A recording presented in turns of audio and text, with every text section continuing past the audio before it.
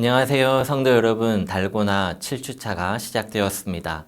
이번 주 본문은 출애굽기 1장부터 8장까지입니다.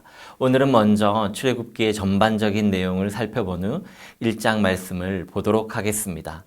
창세기 뒤에 바로 이어지는 출애굽기는 크게 애굽의 생활에서부터 시내산에 도착하기 전까지의 이야기와 시내산에 도착해서부터 성막을 만들었다는 이야기로 나누어집니다.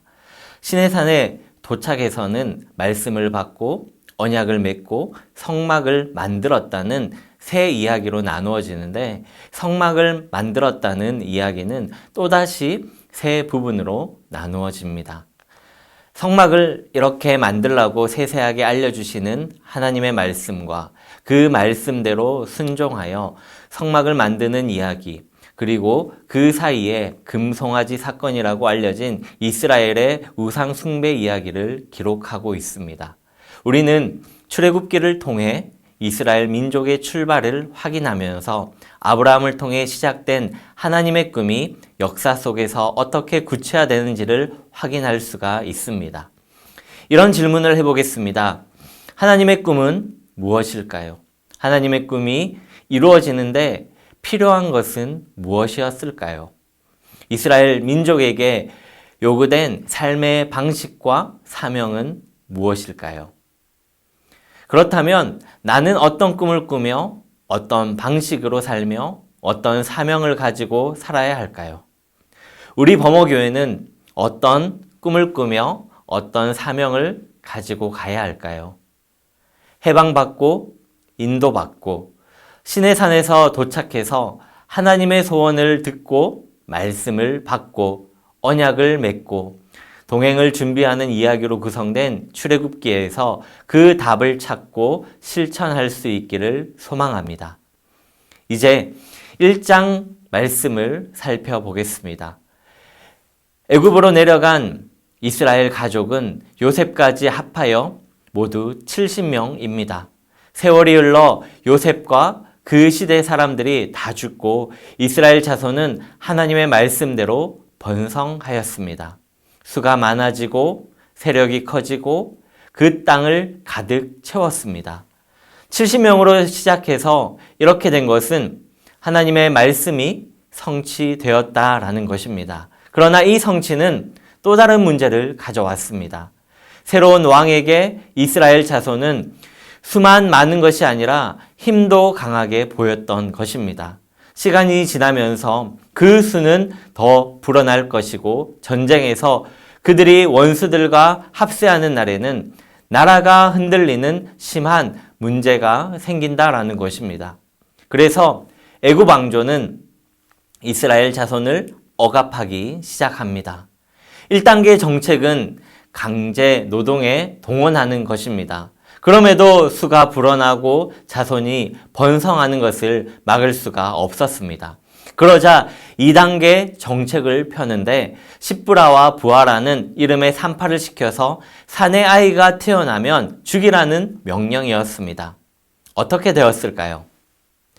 히브리 산파들은 하나님을 두려워했기 때문에 애굽 왕의 명령을 거절하고 히브리 여인들은 기운이 좋아서 우리가 가기 전에 아이를 낳아버린다고 둘러댑니다. 그러자 3단계 정책이 시작됩니다.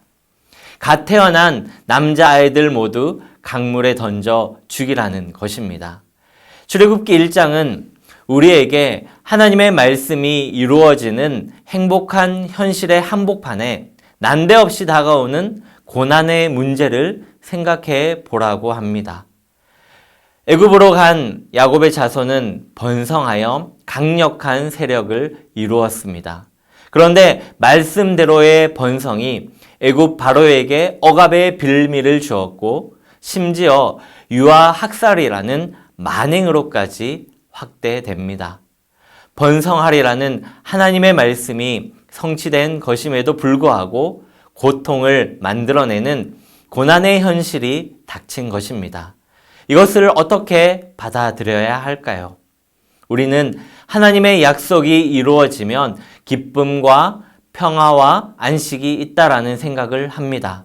틀린 말은 아닙니다. 그러나 지금 이루어진 말씀 말고 또 다른 하나님의 말씀이 이루어지기 위해 고난이 다가오는 경우도 있습니다.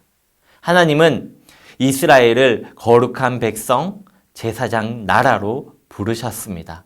그래서 이스라엘 민족이 겪는 출애굽기 1장의 고난은 반드시 거쳐야 하는 통과 의례인 것입니다.